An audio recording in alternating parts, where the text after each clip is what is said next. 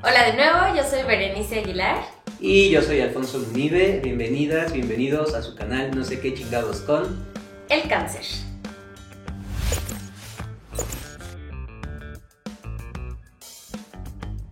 Viendo los videos que habíamos hecho, recordando un poquito de lo que habíamos conversado, me doy cuenta que me gusta mucho tener este tipo de conversaciones porque me ayudan a ver algún tema del que yo pensaba que conocía o que tenía ya una opinión formada, ver una perspectiva distinta, ¿no? Creo que muchas veces lo que hacemos es ver el mundo a través de nuestro lente personal y darle un significado desde nuestra experiencia, nuestro conocimiento, nuestra formación, etc.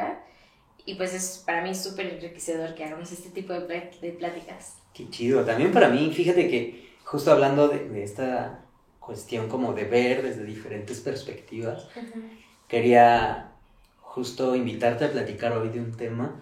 Estoy leyendo un libro que tiene que ver con el cáncer, ¿no? Entonces es un libro escrito por un oncólogo, pero que evidentemente es un lenguaje muy amigable para quienes no estamos familiarizados. Y yo puedo imaginarme algunas cuestiones desde las ciencias sociales, desde la psicología. Claro. Pero quisiera aprovechar que estás aquí para justo entender un poco más sobre esto, ¿no? O sea, ¿qué es el cáncer? Me parece súper interesante lo que mencionas. Creo que si yo pensara en un libro de cáncer, pensaría en alguno de los libros que tuve que leer en la universidad, ¿no? Que hablan mucho de la célula y lo que es, pero supongo que la perspectiva del libro que estás leyendo, como dices que es amigable para cualquier persona, es un poco distinta. ¿Qué perspectiva es la que tiene el autor? Pues justamente me llama mucho la atención, incluso desde el libro, ¿no? Se llama el Rey de todos los males, una biografía sobre el cáncer. Y el ejercicio que él hace es justo rastrear desde dónde se concibe el cáncer, ¿no? Pero aún me generan dudas en este sentido, porque si bien él es muy claro, creo que no hay nada mejor que escuchar a una experta en este sentido. Y yo quisiera que nos compartieras, pues esto, ¿no? De entrada, ¿cómo definimos el cáncer? ¿Cómo lo podemos entender?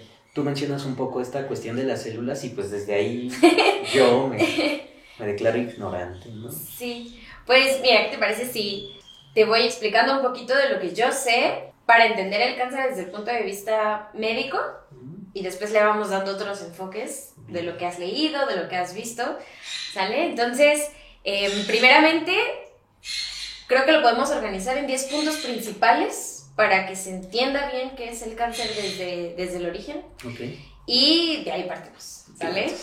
Entonces, el primer punto sería que el cáncer se origina a partir de una única célula. Y esto viene desde la teoría celular, que nos dice que la célula es la unidad estructural, funcional y de origen de los seres vivos. Okay. ¿Qué significa eso? Que estructural porque todos los seres vivos estamos formados por células. Funcional porque dentro de las células se llevan a cabo lo que nosotros relacionamos con vida, o sea, lleva a cabo todo un ciclo de un ser vivo. Tan es así que una única célula se puede considerar un ser vivo hablando de un ser vivo unicelular. Por ejemplo, las bacterias. Okay. Las bacterias es una única célula y ya se considera ser vivo porque dentro de esta célula se realizan todos los procesos fisiológicos inherentes a los seres vivos. Okay. Entonces, la célula va a nacer, crecer, reproducirse y morir, como el concepto que tenemos de vida. Y por último, se dice que es el origen o es la unidad de origen porque toda célula nace o se genera a partir de otra preexistente. Okay. Y ahí no nos vamos a meter en tema de qué fue primero, si el huevo o la gallina, ¿no? Porque tú dirías, bueno, si todas se originan de algo preexistente, ¿cuál fue el origen, no? Eso lo dejaremos para otro tema si quieres. Okay. Pero ahorita vamos a partir de ahí. Entonces, el segundo punto vendría de que una célula cancerígena es, por así decirlo, una célula rebelde en nuestro cuerpo. Okay. ¿De qué punto? Yo te había comentado que la célula nace, crece, se reproduce y muere.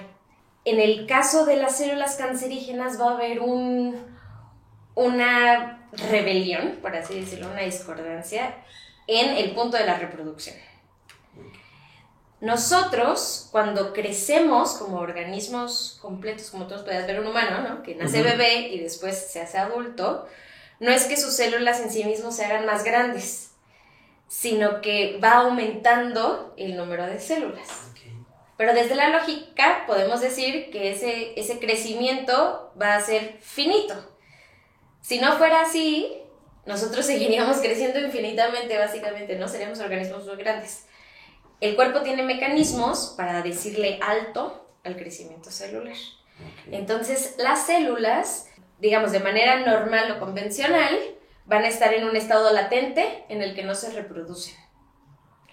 ¿Cuándo sí se van a reproducir? Por ejemplo, cuando hay estímulos externos. Si tú te cortas, en la sangre van a surgir factores de crecimiento que le van a decir a las células que tienen que regenerar esa piel que se rompió. Esa es una cuestión por la cual las células de su estado latente cambiarían a un estado de reproducción. Básicamente. Y, digamos, si estos mecanismos fallan, porque la célula se vuelve muy rebelde, es cuando estamos hablando de una célula cancerígena. Entonces, esta célula cancerígena, por un lado, va a empezar a crecer sin que haya un estímulo externo, como si tuviéramos un coche que sigue avanzando sin que nosotros apretemos el acelerador, básicamente. Además, esa célula va a crecer sin que responda a un inhibidor que se llama de contacto. Eso es, cuando está creciendo, sabe que hay células a su alrededor y entonces dije, bueno, ya no necesito reproducirme porque el espacio está lleno.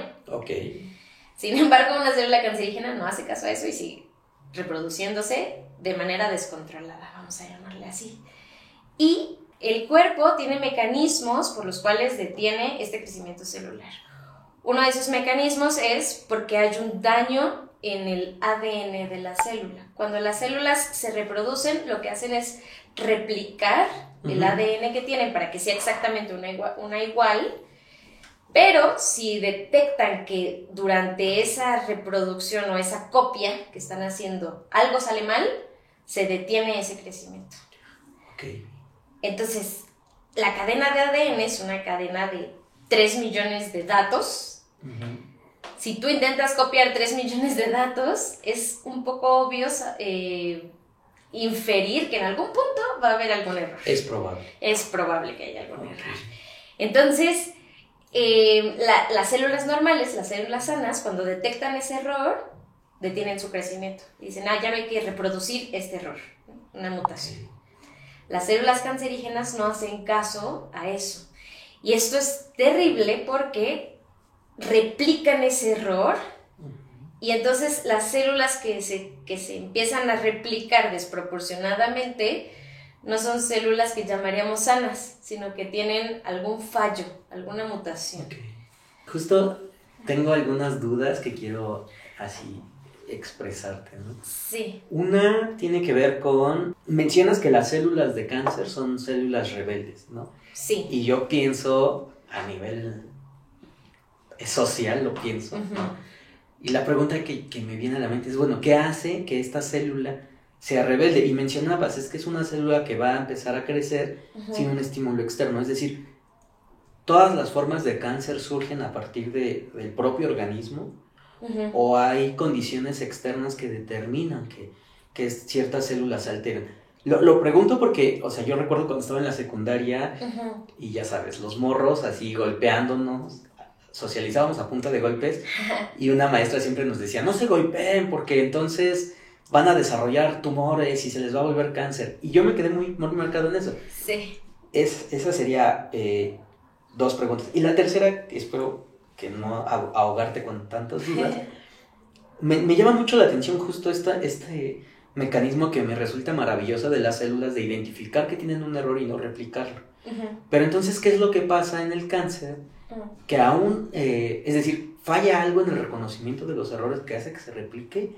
¿O por qué sí se permite en estas células rebeldes que sigan replicándose? Justamente, a partir de tu pregunta, vamos a tomar el número 3 para entender el cáncer, ¿no? Y entonces, El número 3 yo lo definiría como no hay una causa 100% segura del cáncer. Hay factores que pueden contribuir a que te dé cáncer o a que no te dé cáncer, pero ninguno de los factores es 100% seguro. Y entonces aquí vamos a hablar de que hay dos causas principales, ¿no? La primera, como bien lo mencionas, estímulos externos. Hay algunos datos estadísticos que nos ayudan a inferir que ciertas acciones que nosotros hacemos pueden contribuir a que generemos cáncer sin que esto sea 100% seguro. Un ejemplo, por ejemplo, es el tabaco. Okay. Colectivamente conocemos que fumar te puede dar cáncer. Y aquí esta palabra es muy importante porque te puede dar cáncer, pero te puede no dar cáncer, ¿no? Pero, digamos, le estamos sumando probabilidades. Otra cosa, por ejemplo, es la radiación UV. Ponte bloqueador porque si sales al sol te puede dar cáncer de piel. Este tipo de cosas también son factores externos que contribuyen. Además de los factores externos están los factores internos. Y ahí entra mucho la genética. Y por ejemplo, en la cuestión que te mencionaba de la radiación externa, lo podemos ver en que hay algunos tipos de piel, ¿no? Dependiendo de la melanina que hay en la piel, pueden ser más resistentes a generar cáncer de piel por exposición al sol. Entonces, las pieles más oscuras tendrán menos probabilidad de generar cáncer de piel ante la misma exposición que pieles más claras, por ejemplo. Okay. Muchas gracias por haber visto este video. Dejen en los comentarios si les gustó, si no les gustó, si quieren hablar acerca de otro tema. También le pueden dar like. No olviden suscribirse, compartirlo y activar la campanita. Hasta la próxima.